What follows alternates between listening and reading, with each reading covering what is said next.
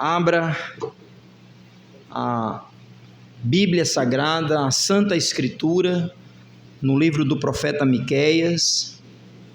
Estamos fazendo uma série de mensagens expositivas neste livro profético, e esta mensagem será a nossa terceira na sequência. Estamos ainda no capítulo 1. Se você tiver alguma dificuldade, eu vou esperar um pouquinho, você pode ir até o índice se for necessário. É um pequeno livro profético, mas muito instrutivo. Apesar de ser um livro, claro, sagrado, sobretudo para Israel, este livro fala muito aos nossos corações. Livro do profeta Miqueias, capítulo 1.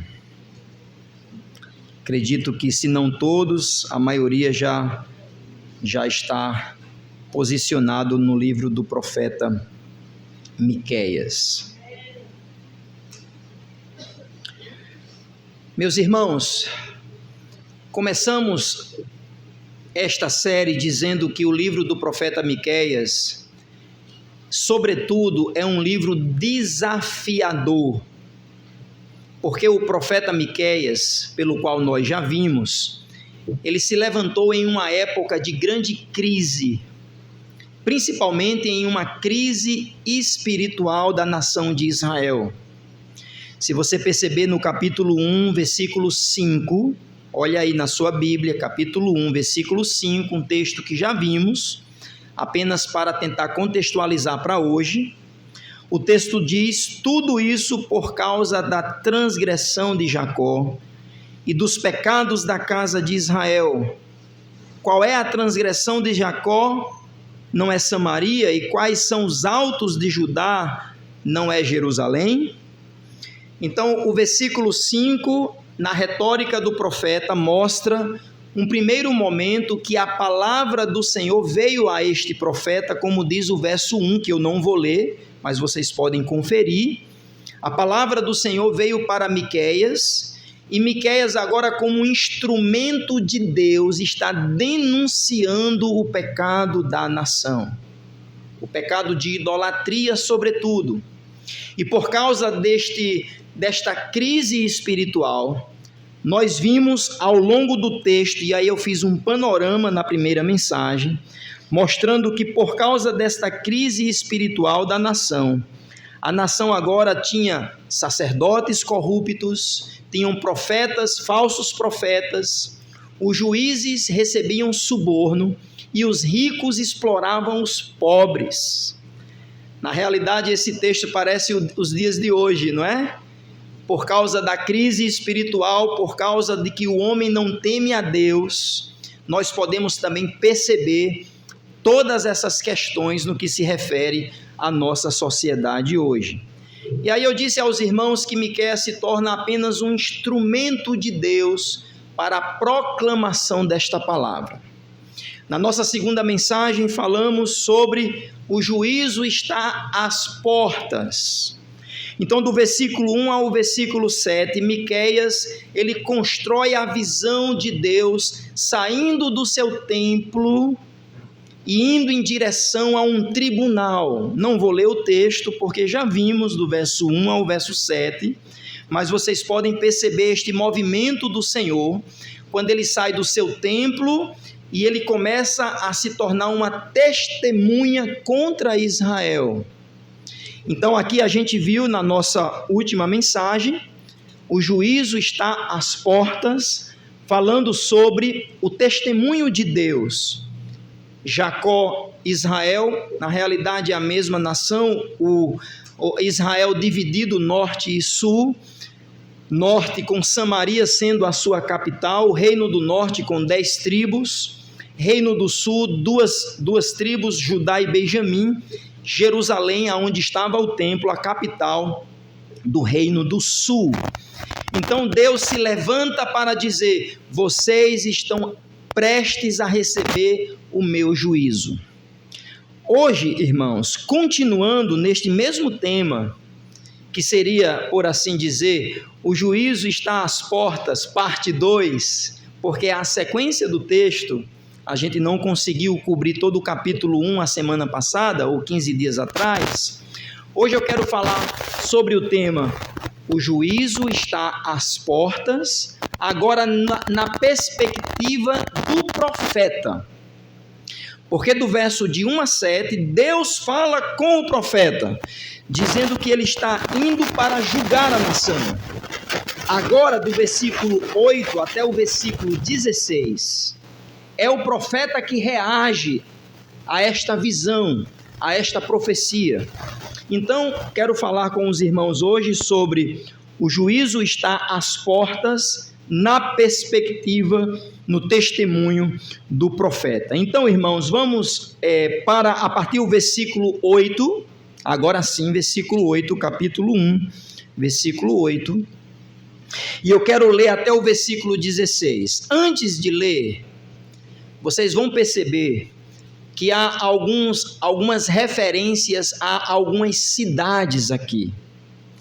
Talvez você vai estranhar um pouco alguns nomes, mas isso faz parte da revelação bíblica. E antes que você desligue o seu botãozinho assim de liga e desliga, essa passagem não tem nada a ver comigo, está falando de cidades lá de Israel antigo, há mais de 3.000 anos atrás.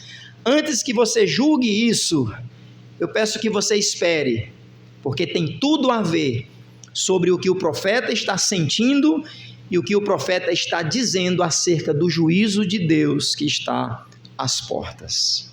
Ok? Então acompanhe comigo a leitura, com calma, com a sua Bíblia aberta. Talvez você tenha um dispositivo móvel, não tem problema, mas que você tenha atenção ao texto sagrado para que Deus fale ao seu coração hoje à noite.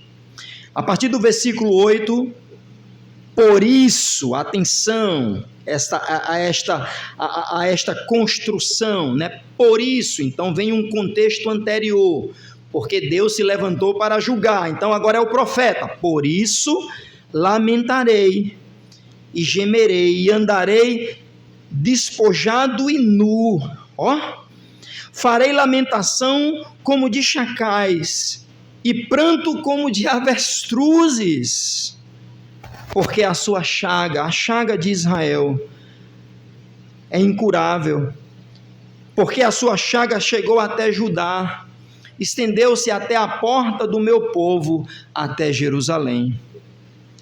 Não anuncieis a Gate, nem choreis muito, revolve-te no pó na casa de Afra.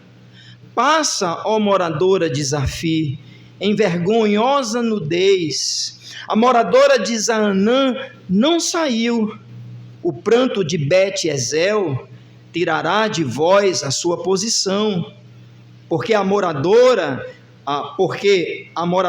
de Morate sofre pelo bem, porque desceu do Senhor o mal até a porta de Jerusalém, até os animais ligeiros ao carro, ó moradora de Laquis.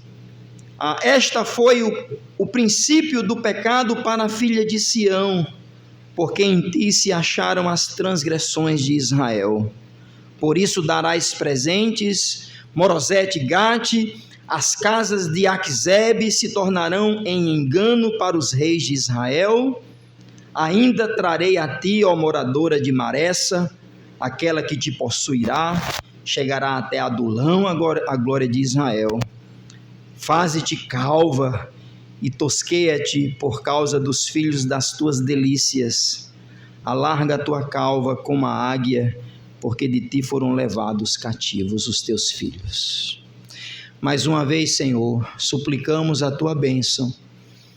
Apesar do mensageiro, fala conosco, e que o Senhor haja nos nossos corações, produzindo salvação, quebrantamento e transformação. Ó Deus, suplicamos a tua bênção, no nome de Jesus. Amém. Amém. O juízo está às portas. Reconheço, irmãos, que esta mensagem hoje não é tão palatável. É uma mensagem dura, Mas talvez nós precisamos mais de mensagens duras para ouvir e abrir o coração para o que Deus tem para a nossa vida. O meu objetivo hoje é mostrar que Deus haveria de julgar a nação de Israel. Do versículo 1 a 7 nós já vimos.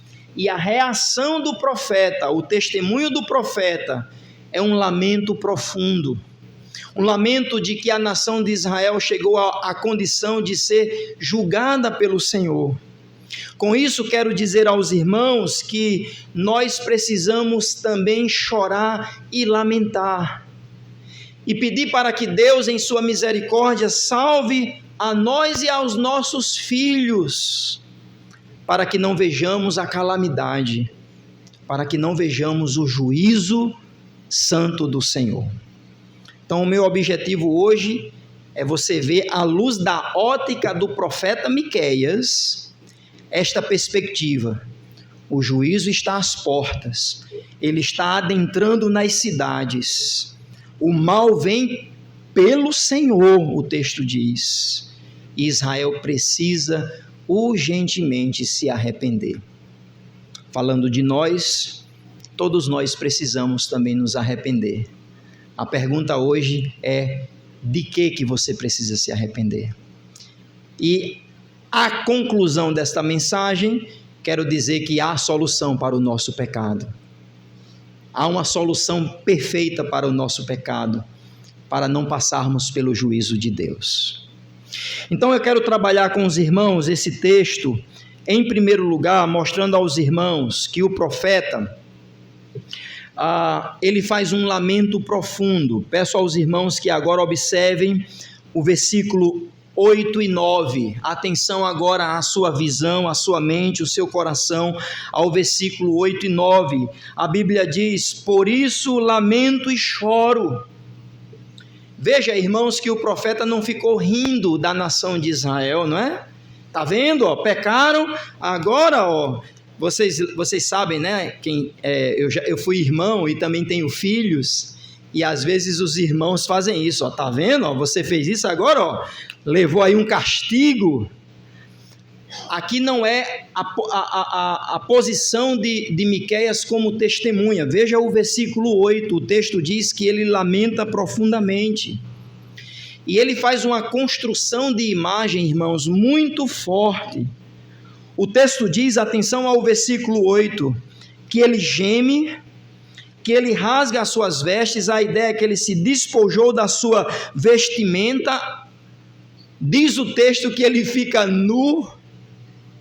Há uma discussão aqui se esse texto deve ser levado a cabo no aspecto literal. Eu não tenho dificuldade, apesar de que, se não foi Deus que mandou, por exemplo, como o profeta Ezequiel, pode ser que seja uma figura de linguagem quando ele rasga as suas vestes. Os irmãos lembram que rasgar as vestes era um sinônimo de que você estava em grande dor e lamentação.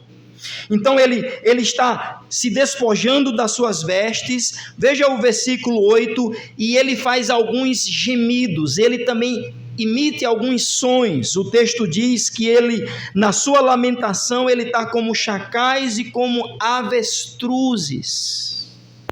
Eu não quero explorar isso, porém dizer que a maioria dos estudiosos, irmãos, acreditam que esta figura que Miqueias está tentando construir na mente de Israel é que, nesse caso, Miqueias estava se colocando como alguém desesperado. Não desesperado ao ponto de perder o senso, perder o juízo, mas ele se despir, a ideia, se despojar e uivar ou grunhir feito um avestruz, e dizer aos irmãos que este avestruz aqui não é necessariamente aquele que conhecemos. Existe no Oriente Próximo aqui de Israel um outro tipo de avestruz silvestre da região do deserto, e ele faz um grunhido terrível. Depois os irmãos podem botar na internet, agora não, viu? Estou vendo quem está usando aí o GPT. Mas depois os irmãos podem pesquisar sobre o grunhido do avestruz silvestre do deserto de Judá. É terrível.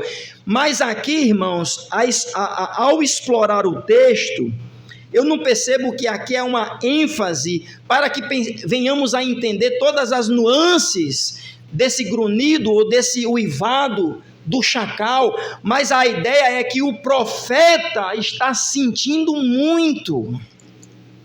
O profeta está lamentando porque os seus patrícios, os seus compatriotas, a nação da aliança, a nação de Israel, tem quebrado o pacto e tem pecado contra o Senhor. Veja o versículo 9, irmãos. O profeta uiva, o profeta geme como um avestruz silvestre, o profeta está como que despido. Por quê? Porque Israel está doente. Veja versículo 9. Porque a sua chaga é incurável. Qual era a chaga de Israel? Na realidade, também esta linguagem é uma linguagem metafórica. Aqui não é um aspecto sanitário da nação, uma crise sanitária ou de calamidade por conta de uma peste. Não. Aqui, quando a Bíblia diz que a chaga de Israel chegou a Judá, é que este pecado está sendo simbolicamente sendo colocado como uma doença.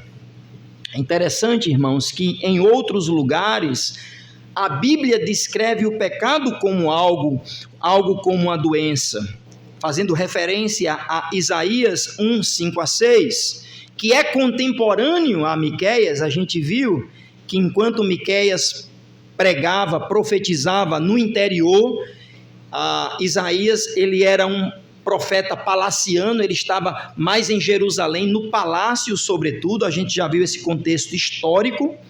E lá em Isaías capítulo 1, versículo 5, 6, o texto diz que Israel está todo doente, toda a cabeça está doente e todo o coração enfermo. Desde a planta do pé até a cabeça não há nela lugar sã, tudo é ferida. Oséias também diz, um outro profeta quase contemporâneo a Miqueias, que diz que Efraim também está enfermo e Judá está prestes a cair. Jeremias, um profeta de 100 anos depois, que foi testemunha ocular da invasão dos caldeus, da Babilônia, por meio de Nabucodonosor, a Bíblia diz Jeremias diz, lá em Jeremias 8, 21 e 22, que o povo de Deus está ferido de morte, e sua ferida, ela é incurável. Então, versículo 9, o profeta está dizendo que Israel está doente, e esta doença, de forma simbólica, é o pecado da nação. Eles quebraram a aliança. Irmãos, vocês lembram que Jesus usou esta linguagem? Várias vezes, mas de várias vezes que aconteceu isso, eu quero me referir a apenas uma. Lá em Marcos capítulo 2, a Bíblia diz que um homem paralítico, ele é ajudado por 4 outros homens, e que Jesus está ensinando dentro de uma casa, e aqueles amigos do paralítico não conseguiam entrar na casa por causa da multidão. Aí vocês lembram o que eles fizeram? Eles subiram no telhado e desceram o paralítico até a frente de Jesus. E Jesus diz, vem cá, qual é o mais fácil? Dizer, pega a tua cama e vai embora, ou dizer, os teus pecados estão perdoados? Aí os fariseus ficaram irados, dizendo, como é que um homem diz que pode perdoar pecado? Aí o que foi que Jesus disse? Para que vocês saibam que eu sou o Filho de Deus, eu não somente perdoo pecados, como eu digo, pega o teu leito, levanta e vai embora. O paralítico pega o leito e sai. E Jesus disse, eu não vim para aqueles que acham que são sãos, eu vim para aqueles que estão doentes. E aqui Jesus não estava se referindo apenas à paralisia, claro, mas Jesus estava se referindo à doença espiritual, que é o pecado, irmãos, que nós já nascemos nesta condição. Escute, o homem, o ser humano, eu e você, já nascemos pecaminosos. A Bíblia diz, irmãos, que não há um justo, não há um sequer. A Bíblia vai dizer, irmãos, desculpa a referência, desculpa não vou me desculpar não, tá? Porque é uma referência bíblica, mas vai ser chocante para alguns aqui. A Bíblia diz que as nossas melhores obras são como trapos de ferida. Sabe alguém que está com uma gangrena, com um câncer ou leproso, e que enfaixa a mão, aquela mão ou aquela parte do corpo que está apodrecendo e que está cheirando mal? A Bíblia diz que as nossas melhores obras diante de Deus são como trapo de ferida. Eu e você somos pecadores e precisamos da cura. E o profeta está dizendo que a chaga de Israel está se espalhando. Veja versículo 9, a chaga de Israel está chegando a Judá, está chegando a Jerusalém. Veja o versículo 9, a chaga de Samaria está chegando ao templo, Jerusalém, ao monte Sião. E aqui eu quero dizer, irmãos, que por conta do pecado, por conta do pecado de Adão e Eva, o pecado se alastrou e nós precisamos urgentemente da solução, porque senão o juízo está às portas. E aí o profeta continua a dizer que ele não somente lamenta por conta disso, mas agora ele vai dar um diagnóstico terrível. E o diagnóstico terrível, irmãos, é que esta chaga mortal que está se proliferando, o texto diz, irmãos, que vem da mão do Senhor. Deixa eu repetir, porque por conta de um evangelho açucarado, as pessoas acham que Deus não é um fogo consumidor. Irmãos, Deus é amor, amém? Misericordioso, amém?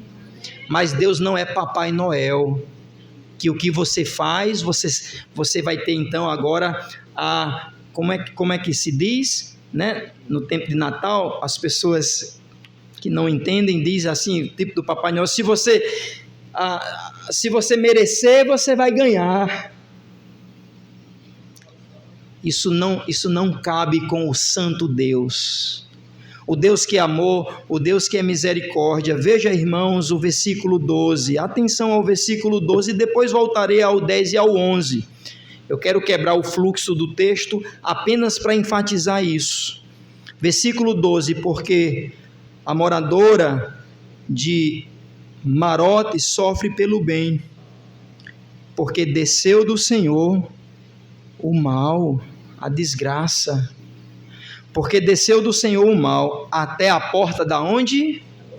Jerusalém. Não brinque com Deus. Eu louvo a Deus por todos que estão aqui. Pastor, você tá me afugentando, eu vim ao culto, eu estou aqui, eu quero... Amém, graças a Deus.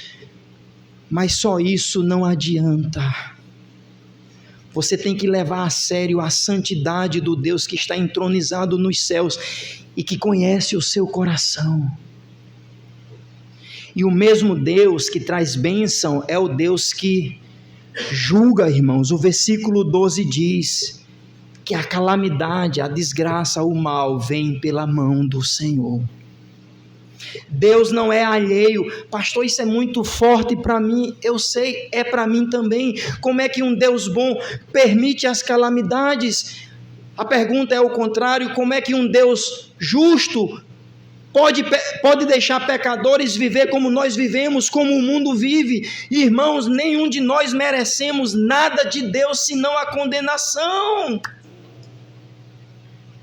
Por isso que em graça e misericórdia Ele clama por meio da palavra, Ele clama por meio de pessoas, Ele clama por meio de circunstâncias adversas na nossa vida. Como disse um autor do século XIX, é o megafone de Deus.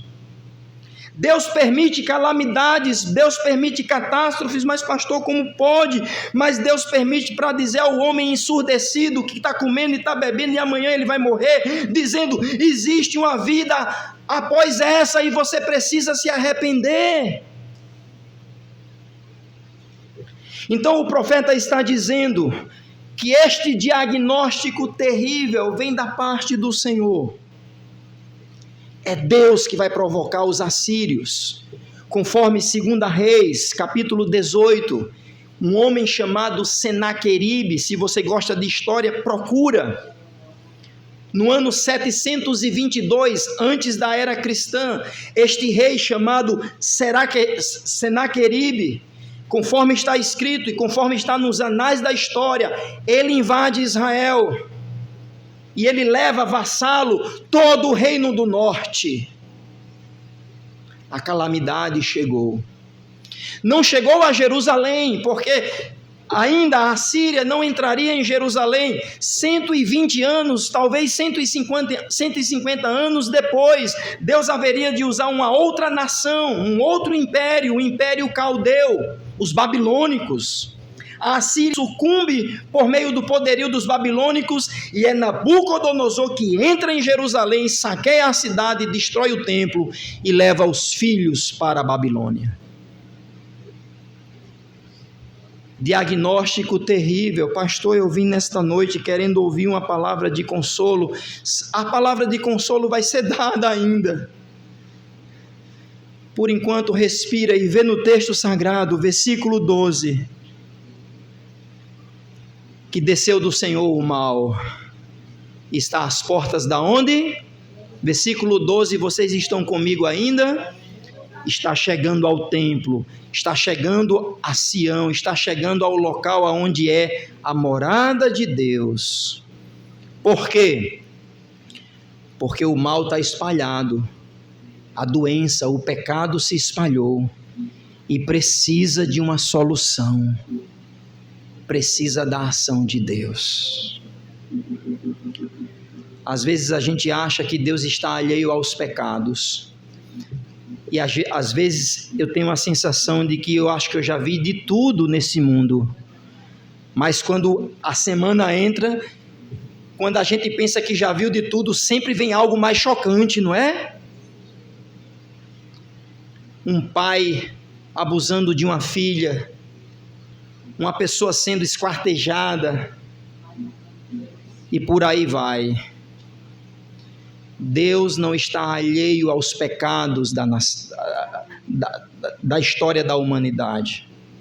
Homens blasfemando contra Deus, ideologias se levantando contra a palavra do Senhor. O mal virá pelas mãos do próprio Deus. Mas estamos aqui, aparentemente estamos em segurança, aparentemente, creia, enquanto é hora, antes que seja tarde. Pastor, isso está com um cheiro de um apelo muito, muito mal feito. É isso que o profeta está querendo fazer para a nação de Israel. Eu ando encurvado, eu já me despi, eu já uivo como um chacal e eu já gruno como um avestruz, porque o pecado de Israel é como um câncer que vai se espalhando até as portas de Jerusalém, e este mal tem vindo. O juízo de Deus vem pela mão do próprio Senhor. Mas em terceiro e em último lugar, irmãos, o juízo inevitável é indicado por algumas cidades, e aqui eu quero agora fazer referência a algumas cidades que o profeta fala, são 11 cidades aqui, pela qual isso tem muito a ver com a profecia de Miqueias e com as nossas aplicações. A primeira cidade está no versículo 10, que é a cidade de Gate. Vocês já ouviram falar na cidade de Gate? Não é uma cidade de Israel, é uma cidade marítima dos filisteus. Não sei se os irmãos lembram, foi lá em Gate que Davi fez uma aliança com o rei filisteu. Você lembra disso?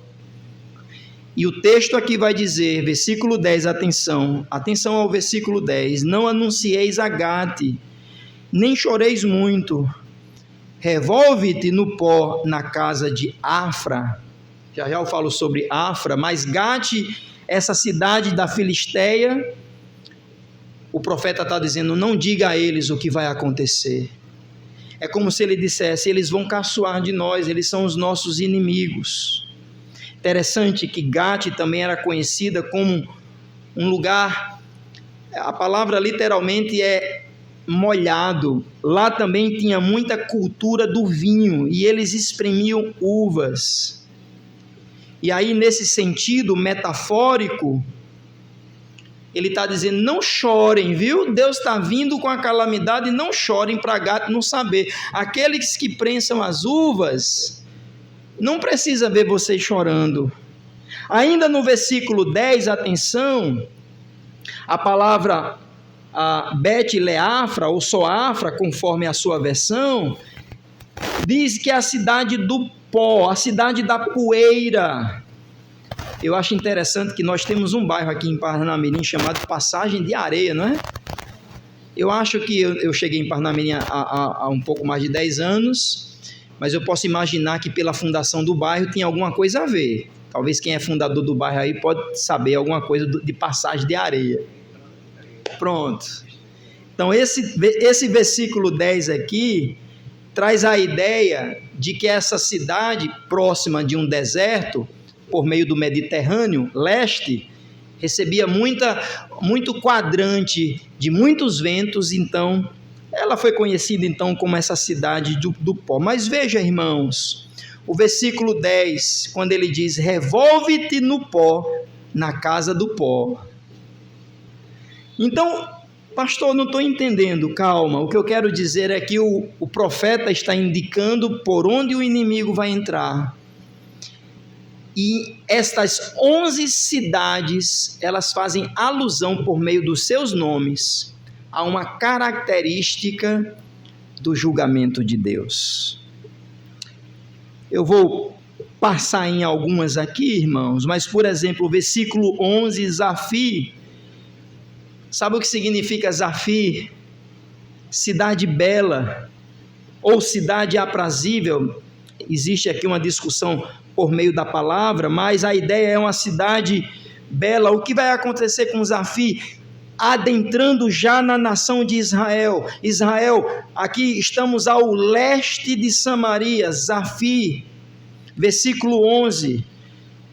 A Bíblia diz, passa a moradora de Zafir, envergonhosa nudez. A cidade bela vai ficar nua. Ainda no versículo 11, Zaanã, cidade avante, o texto diz que eles foram covardes e eles não sairão. Versículo 11 ainda, Bet-Ezel, cidade arrancada ou casa da proximidade, traz a ideia de que estes moradores, conforme 2 Reis 20, todos eles serão destruídos. Morate, cidade amarga, veja versículo 12, seus habitantes esperariam em vão por boas notícias. Leia comigo os versículo 12, porque a morada de Morate sofre pelo bem. Eles estão esperando, será que alguém vai acudir a gente? Não, não vai acudir, porque a mão de Deus está disciplinando vocês. Versículo 12 ainda, irmãos. Marote, cidade amarga, seus habitantes vão esperar, como eu disse. Ainda versículo 11, porque Deus desceu. Versículo 13, Laquis, cidade dos cavalos. Tem textos que dão conta de que o próprio Salomão fez uma grande guarda de cavalaria em Laquis. E veja o que o texto diz no capítulo, versículo 13: ata os animais ligeiros ao carro, ó moradora de Laquis. Esta foi o príncipe do pecado, o princípio do pecado para a filha de Sião. Foi também em Laquis que houve a adoração a Moloque, uma terrível adoração, irmãos, aonde o povo de Israel começou a sacrificar os seus próprios filhos. Continuando o texto, versículo 14, Morizete Gate é a noiva de Gate, inclusive aqui é a cidade do profeta, no versículo 1 ele fala sobre isso. A ideia é que esta noiva que está esperando o presente do seu noivo, na realidade, ela será invadida. Versículo 14, por isso darás presentes a Morete Gate, as casas de Aquzebe se tornarão em engano para os reis de Israel. Porque na realidade, essa cidade que era uma cidade de nobres, ela também será atingida. Meus irmãos, eu quero ir ao final do versículo 15, apenas para destacar uma única frase, e a gente vai ao 16 e vai para as aplicações finais. O versículo 15 diz que na caverna de Adulão, não tem a palavra caverna, mas é uma cordilheiras de caverna, no deserto de Judá, ou seja, aquele que te possuirá, aí chegará até Adulão a glória de Israel. Vocês lembram quem foi que se escondeu em Adulão? Davi, correndo de Saul. A palavra Adulão significa refúgio. É uma caverna de fato de refúgio. E o profeta está dizendo, irmãos, que a glória de Israel, todo aquele reino pomposo, porque abandonaram ao Senhor, eles vão buscar uma caverna de refúgio, e mesmo assim eles serão alcançados. Mesmo assim eles serão alcançados. Versículo 16. Faze-te calva e tosquia-te por causa dos filhos das tuas delícias. Miqueias não vai ver, irmãos, a mão pesada de Deus, mas uma outra geração verá. E aqui é onde mais me dói, porque o pecado de Israel, na soberania de Deus, que Deus haveria de disciplinar a nação, chegaria a uma próxima geração, que também eram de pecadores. E o texto no versículo 16 está dizendo: raspem as cabeças. Aqui é a finalização desta imagem de um homem totalmente desesperado. Ele já está despido, ele já está uivando, ele está encurvado, ele está lamentando, e agora ele raspa a sua cabeça. Por quê? Atenção ao versículo 16. Por causa dos filhos das tuas delícias. Por causa da irresponsabilidade daquela nação que quebrou a aliança, uma nova geração seria levada cativa. Atenção ao final do versículo 16. Porque esses filhos da delícia, esses filhos queridos, eles serão levados o quê? Cativos. Isso aconteceu por meio de Senaqueribe, por meio da Síria, Israel, e depois, eventualmente, Judá. 150 anos depois, Jerusalém foi invadida pelos caldeus. O profeta lamenta, o profeta faz um diagnóstico, porque isso vem da mão do Senhor. Essa doença incurável precisa ser tratada. E o profeta diz: o juízo é inevitável. Está vendo essas cidades? tão fortificadas, tão bonitas, cada uma representando alguma coisa, Deus vai trazer o juízo sobre vocês. O que podemos aprender, irmãos, desse texto? Pastor, não tenho nada a ver com Israel. Primeiro, lembrar para os irmãos que a Bíblia ela é atemporal, é a palavra de Deus, guardada as devidas proporções para a nação de Israel. Aqui tem aplicações para nós. E a primeira aplicação, irmãos, é que Deus não está alheio aos pecados dos homens. Deus não está alheio às nações que se levantam em fúria contra o Senhor. E Deus também não está alheio à indisciplina, à frieza espiritual e até à falta de santidade da sua igreja. Porque a mão pesada de Deus deve começar ainda logo dentro da sua própria casa. Porque é muito fácil, irmãos, nós criticarmos o pecado dos outros, concorda? A gente liga a TV e diz, olha só, olha esse pervertido, olha essa pervertida, olha que mundo a gente vai parar. Tá certo, cabe. A Bíblia diz que somos voz da consciência do homem pecador. A igreja precisa se levantar para denunciar o pecado, mas o que adianta eu apontar o dedo quando eu mesmo preciso me sondar? Avalie a sua vida, meu irmão. Não brinque com Deus.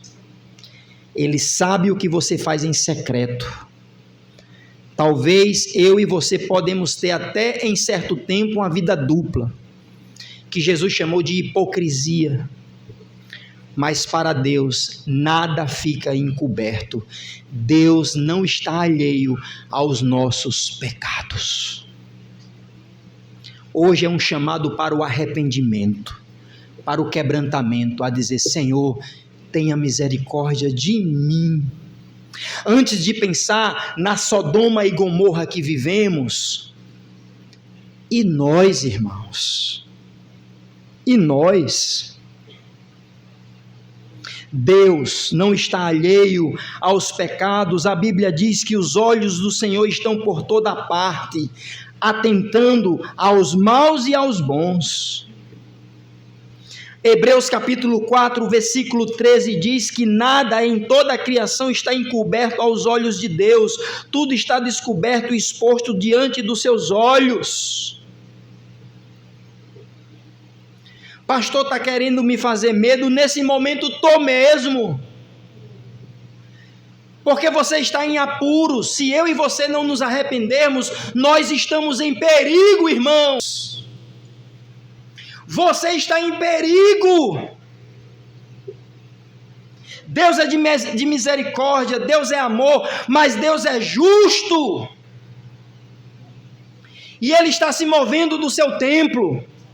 Ele é testemunha dos nossos pecados e Ele não deixará impune. Por isso que graças a Deus por Jesus Cristo, que por causa da obra do Cordeiro, por causa do maldito madeiro, da lenha amaldiçoada, por causa do horto da caveira, o Santo de Israel foi crucificado em meu e em seu lugar. E todos os nossos pecados foram cravados na cruz, amém, irmãos? Ah, pastor, então se é assim, estamos bem. É por causa disso que a gente deve viver em santificação, porque o preço foi muito alto, irmãos. O preço foi muito alto, é imensurável para nós. O Santo de Israel recebeu a ira do seu Pai, o cálice da ira de Deus, pelo qual na sua humanidade ele orou dizendo, passa de mim. E ele estava lá sozinho, havia trevas nos céus. E ele clamava, Deus meu, por que me desamparaste por causa do meu e do seu pecado? E é por causa deste alto preço que, irmãos, nós não podemos brincar. Lute contra o pecado. Não negocie. Não contemporize. No pó e na cinza, dependa de Cristo e da sua cruz e do poder da ressurreição, que Ele nos dá graça para vencer. Não seja resignado, é assim mesmo, pastor, a carne é fraca.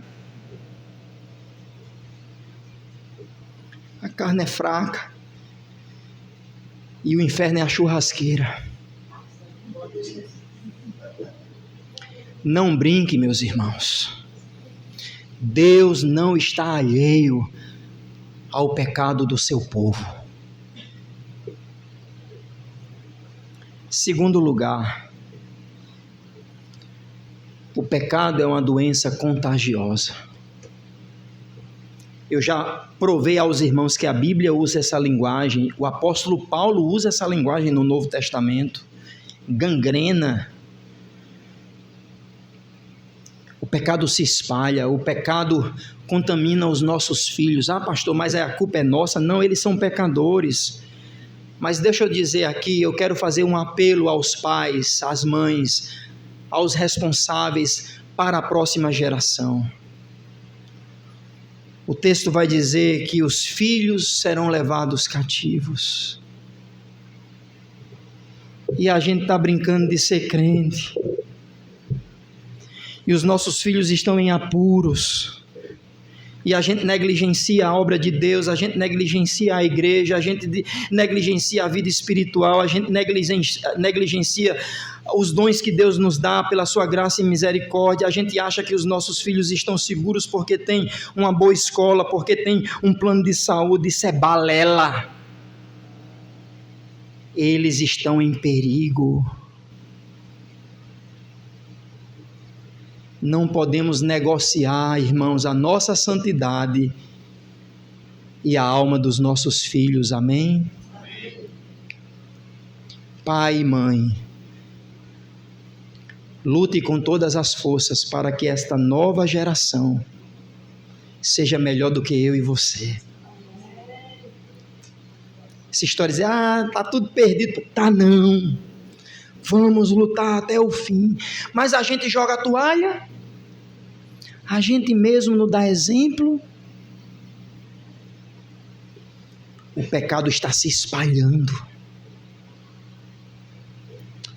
Terceiro e último lugar, irmãos, Deus dará a palavra final.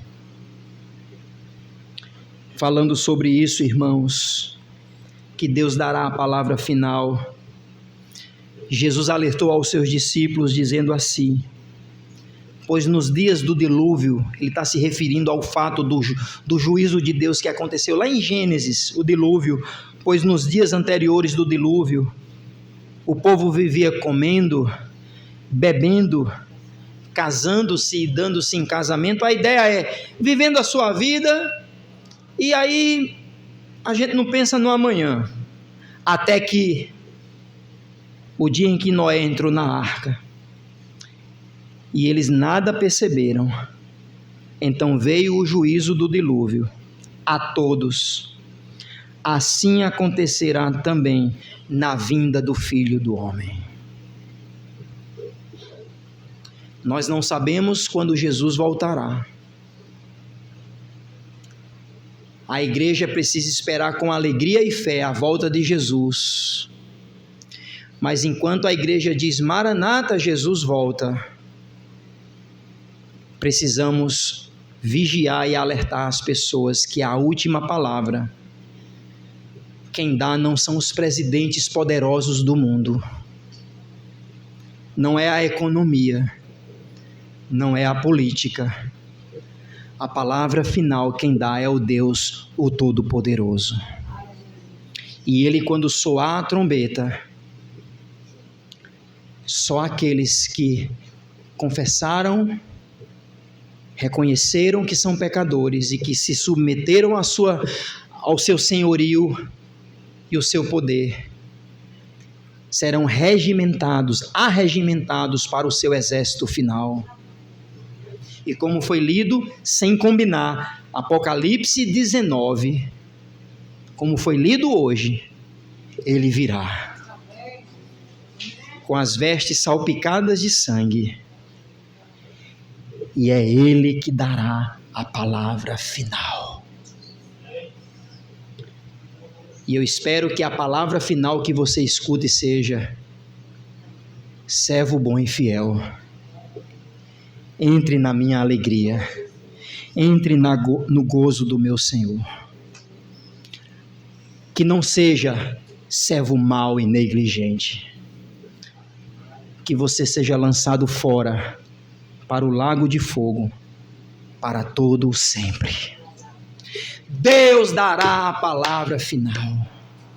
Isso não depende de decreto presidencial, isso não depende de qualquer potência mundial, isso não depende de ideologia, isso não depende dos homens. Quem dará a palavra final é Deus. Por isso que precisamos, irmãos, pregar, vigiar e viver em santificação. 2 de Pedro 3, 3 e 4, atenção, esse é o meu último versículo, prometo. 2 de Pedro 3, 3 e 4 diz: antes de tudo saibam que nos últimos dias surgirão escarnecedores, zombando e seguindo os seus desejos, as suas paixões, e eles dirão: o que houve com a promessa da vinda de Jesus? Porque desde os nossos antepassados, tudo continua como antes da criação. Tem gente que diz isso hoje. Que negócio que Jesus vai voltar? Está aqui no texto. Mas nós sabemos que Ele vai. E Ele dará a palavra final. E minha oração, a oração para a minha família, para a igreja do Senhor e para você que está aqui hoje, é que você escute: servo bom e fiel, você confiou em mim, receba de mim o perdão e a salvação dos seus pecados. O juízo está às portas, corra para a cruz, enquanto seja tarde demais. Oremos. Senhor, muito obrigado por Tua palavra. Essa palavra que não é muitas vezes palatável, agradável. Sim, a Tua palavra tem palavras agradáveis que nos encorajam. Tem sim, muito. Mas também a Tua palavra tem palavras de urgência. Porque muitas vezes estamos muito tranquilos em nós mesmos. E assim como foi para Israel, Senhor, seja conosco nesta noite. Por meio da Tua palavra profética, que o Senhor traga um alerta aos nossos corações. Porque se nós negligenciarmos esta tão grande salvação, não escaparemos. Se formos incrédulos, se formos idólatras, se formos como os pagãos lá fora, na realidade seremos piores do que eles. Então nos ajude a vivermos em santidade, em consagração a Ti, amando ao Senhor, lutando contra o pecado que está no nosso coração, pelo poder do Teu Santo Espírito, à luz da Tua palavra. Nos abençoe os nossos jovens, as nossas crianças, os nossos adolescentes, abençoe as famílias, no levantar, no deitar, no tratar, na vida, no cotidiano, não é só aqui nesse ambiente de culto. O Senhor nos ajude, porque o pecado é a doença que se alastra, mas a solução é o sangue de Cristo. E se nós já fomos curados desta chaga, nos fortalece ainda mais para viver em santidade ao Senhor. Não deixe a Tua igreja brincar com o pecado. E se nós estivermos brincando com o pecado, se for necessário, Senhor, que a tua mão pese sobre nós. Mas antes disso, tenha misericórdia de nós. E ainda nos dá mais uma chance, trazendo arrependimento ao nosso coração. E se há alguém em nosso meio, ó Deus bendito, que não tem ainda Cristo como Salvador, que está tomado pela chaga do pecado e que precisa de Cristo, porque só Cristo é o antídoto, só Cristo é a salvação, somente Jesus, morto, crucificado e ressurreto à tua destra, só Ele pode nos curar do pecado eterno. Que hoje à noite, essa pessoa que está morta, que está enferma, que está doente, que está afastada do Senhor, essa pessoa venha a Cristo, para que receba perdão, purificação, vida e vida em abundância. Como Jesus disse aos fariseus, o que é mais fácil? Curar esse homem ou dizer que os seus pecados estão perdoados? Tudo para ele é fácil. Então que possamos recorrer a Jesus hoje, para termos a nossa enfermidade do pecado sarada pelo Senhor. Age, ó Deus, em nosso meio pelo poder do Teu Santo Espírito. Salva almas moribundas, salva almas afastadas, salva almas hoje que estão doentes e precisando do Senhor. Pedimos e suplicamos. Isso não depende de nós, apesar de nós, nos sara. Eu oro em nome daquele que é o médico de todos os médicos, que sara o coração. Eu peço em nome de Jesus. Amém e amém.